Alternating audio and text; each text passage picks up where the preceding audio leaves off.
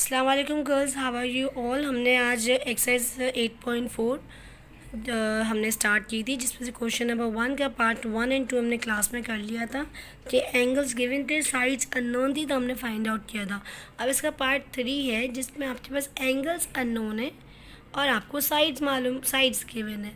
तो अब एंगल मालूम करना। देखो बेटा, सबसे पहले तो आप अपने फिगर को गौर से देखें। हमेशा अपनी फिगर को जो है ना अकॉर्डिंग टू 90 डिग्री स्ट्रेट कर लिया करो, ठीक है। I am very sorry for this, ठीक है। अब ये फिगर, ये वही थर्ड वाली है, ये फिगर मेरे 90 के हिसाब से स्ट्रेट हो गई है।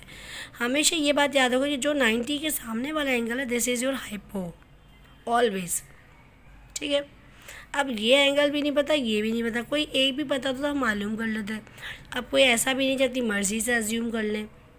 तो इस बार हमने क्या किया, हमने फोकस किया, हमें साइड्स तो गिवन है, तो क्यों ना साइड्स की मदद से हम एंगल निकालें। कैसे निकालेंगे, देखिए सबसे पहले तो कोई एक एंगल आप पकड़ लो, या तो एंगल डी आप ले लें या एंगल एफ आप ले लें।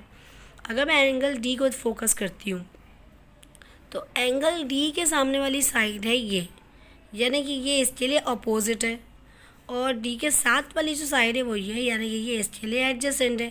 ऐसा ही नहीं, ये तो हाइपो हो गया। अब दो साइड्स बचती हैं, तो एक अपोजिट होती है, एक हाइपो, एक एडजेसेंट होती है।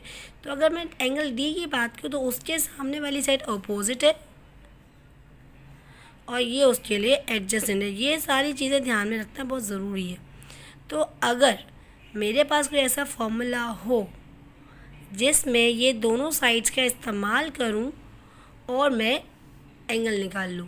आपको याद होगा कि हमने जितने भी फॉर्मूलाज पढ़े, हमने हमेशा इस तरह से पढ़े, जैसे कि sine 30 degree is equals to opposite upon hypo, यही पढ़ा था। हमारे पास साइन 30 गिवन होता था, समटाइम्स हमारे पास अपोजिट गिवन होता था, हाइपोटेन्यूज नहीं होता था। समटाइम्स हमें साइन 30 गिवन होता था, अपोजिट गिवन नहीं होता था, हाइपो गिवन होता था। मतलब तीन चीज़ों में से कोई दो चीज़ें गिवन होती थी और तीसरी अननोन होती थी, तो हम वो तीसरी चीज़ मालूम कर लेते थे। अब यहाँ पे एंगल अपोजिट है, एंगल नहीं पता, लेकिन मुझे ये तो पता है कि अपोजिट अपॉन एडजेसेंट मुझे गिवन है, जो कि हमने यहीं पे बात की थी कि अकॉर्डिंग टू दिस एंगल, जो कि आपका एंगल डी है, according to this angle D वाले के अकॉर्डिंग ये अपोजिट है, ये एडजेसेंट है।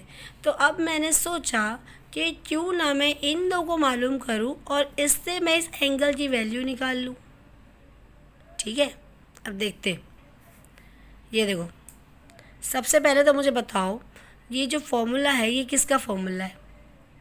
ये फॉर्मूला आपके पास टेंजेंट का फॉर्मूला है। अब आप कहेंगे मिस ये टेंजेंट का ही यूज़ करना है, कैसे पता चलेगा। बेटा आपको जो दो चीज़ें गिवन है आप उसी का फ़ायदा उठाएंगे ना। आपको हाइपो तो गिवन ही नहीं है, तो वो फॉर्मूला जिसमें हाइपो आता है उसका तो कोई फ़ायदा ही नहीं है। आपको वही फॉर्मूला लेना है जिसमें अपोजिट और एडजेसेंट आते हो, तो वो टेंजेंट है। हाँ, आप रेसिप्रोकल करके कॉट यूज़ कर सकती है, वो आपकी अपनी मर्ज़ी, ठीक है, उसका कोई प्रॉब्लम नहीं है। तो आपने क्या किया, अपोजिट की वैल्यू आपके पास थी 2√3, यही थी। एडजेसेंट की वैल्यू थी 2, और जैसे कि टेंजेंट एंगल डी आपको पता नहीं है, ये 2 से 2 कट गया, क्या बचा, tangent angle D is equal to √3। अभी तो मैंने सिर्फ नॉर्मल मैथ्स अप्लाई किया, अगर देखा जाए तो। अब ढूंढो टेंजेंट में √3 किसका आंसर है। आपने पढ़े थे एंगल्स, आपको वही एंगल्स ढूंढना है।